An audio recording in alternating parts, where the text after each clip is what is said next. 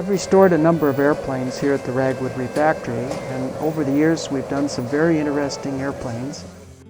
This Taylor J-2 was really unique because it happened to be the first production Cub from the new factory in Lock Haven, Pennsylvania. Thus the title, First Lock Haven Cub. There would be many more to follow, and within months they would become known as Piper Cubs, completing the transition from the designer C.G. Taylor to William T. Piper. Our efforts here at the Ragwood to restore this Cub to factory new condition included building completely new wings and ailerons. We were fortunate enough to have certified polyfiber light fabric for the entire fabric job, and we chose polytone for the fabric surfaces and aerothane for the metal parts, thus duplicating the look of the original dope and enamel job from the factory. Interestingly enough, the cables are all 5-tuck spliced ends, and they are all color-coded as per the factory.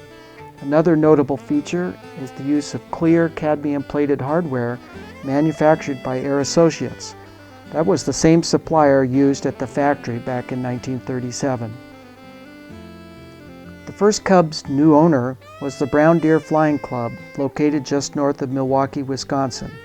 And in the summer of 1937, it was used as a trainer leading up to World War II.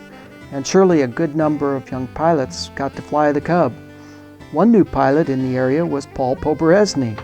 In an email to Steve Kretzinger, the current owner, Paul said, "There's a good chance I flew this Cub." This has been a very fun project, and we had lots of help from the great group of J-2 enthusiasts around the country. The engine, a Continental A40, was overhauled by Al Holloway in Quincy, California. This plane was originally equipped with just a tachometer, an altimeter, an oil pressure, and a temperature gauge. No compass or airspeed. We like to think when flying the Cub, we don't know what direction we're going, and we don't know how long it will take to get there.